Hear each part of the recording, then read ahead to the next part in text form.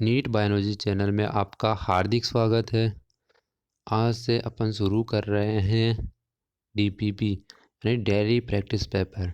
इसमें 10 question daily देखेंगे। आज चैप्टर स्टार्ट कर रहे हैं डायजेशन सिस्टम। तो जो अब स्टार्ट करेंगे डायजेशन का पहला क्वेश्चन। वो पहला क्वेश्चन इस प्रकार है, क्या है? निम्न में से आपको सही उत्तर बताना है कि कौन कौन सा सही है। भोजन के जो मुख्य अवयव हैं वो कौन से थे? कार्बोहाइड्रेट, फैट एंड प्रोटीन थे। ये बात सही है। अल्प मात्रा में विटामिन एंड मिनरल्स आवश्यक है। ये बात भी सही है। एंड जो मेटाबॉलिज्म प्रोसेस में जल महत्वपूर्ण भूमिका निभाता है, ये भी बात सही है। इसका हो जाएगा एल ऑफ दीज, यानी सभी कथन सही है। इसका आंसर हो जाएगा। अब जो सेकंड क्वेश्चन है वो इस प्रकार है, निम्न में से सही उत्तर का चयन करना है। आजकल जो स्टेटमेंट वाले क्वेश्चन ज़्यादातर है, इसलिए मैं स्टेटमेंट वाले क्वेश्चन ज़्यादा दे रहा हूँ आपको। तो सेकंड क्वेश्चन का आंसर देखेंगे, वो कौन सा? जो शरीर जल होता है शरीर के निर्जलीकरण को रोकता है। बात सही है या गलत है? निर्जलीकरण को रोकता है, सही बात है ये। और दूसरा क्या स्टेटमेंट है?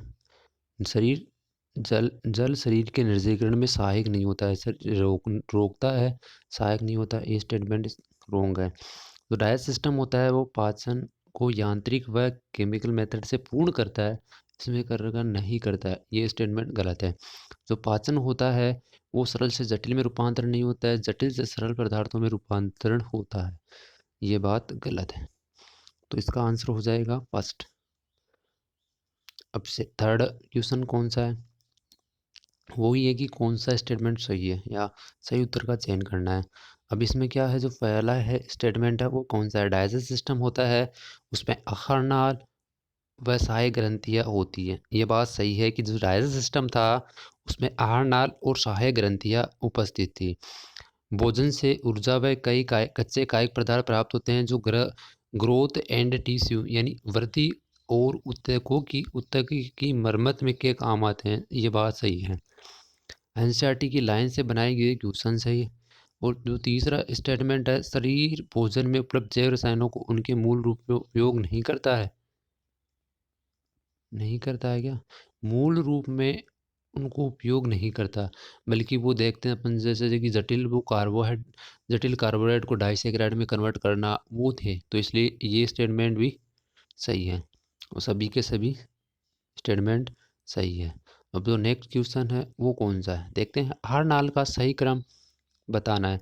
जो आहार नाल है उसका सही क्रम था, जो मैं ये भी है तो होता है कि जो आहार नाल होता है वो माउथ से स्टार्ट होता है और इसका एंडिंग पॉइंट होता है एनएस।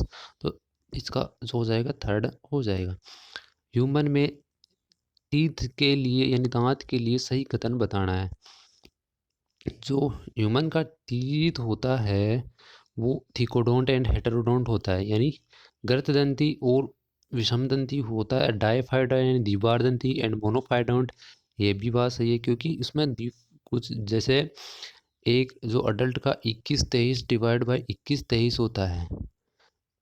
एक होता है जो बच्चों का होता है चाइल्ड में 2102 अपॉन 2102 होता है। जो यह होते हैं ये और ये इसमें, और इसमें एक ये इसमें क्या हुआ, ये जो दांत थे टोटल 12, ये क्या है एक बार आते हैं, इसलिए इसको मोनोफाइडेंट में कहते हैं। तो ये दांत है मोनोफाइडेंट है। जो बचे हुए थे शेष 20 वो कितने हैं? डाइफाइडोंट। तो ये भी सही है। एंड जो तीसरा है एक्टोमेसोडर्मल होता है, यानी जो दांत होता है तुम्हारा डेंटिन और जो एनिमल पार्ट है, अकॉर्डिंग इसको दोनों एक्टो एंड मेसोडर्मल होते हैं, इस कारण इसको एक्टोमेसोडर्मल कहा गया है। तो इसका आंसर हो जाएगा डी, एल ऑफ डीज। और जो छठा आंसर है वो क्या है? छठवें का देखते हैं कि निम्न में से सही उत्तर कौन सा है। टीथ को दो पार्ट्स में डिवाइड किया गया है। सही है कि एक अस्थायी दांत या दूध के दांत है, दूसरा स्थायी दांत है। जो अडल्ट ह्यूमन था उसका डेंटल फॉर्मूला था 21-23/21-23। पहले बात हो गई थी फॉर्मूले की। इसमें इसका ऑर्डर भी आएगा, आगे देखेंगे उसके बारे में।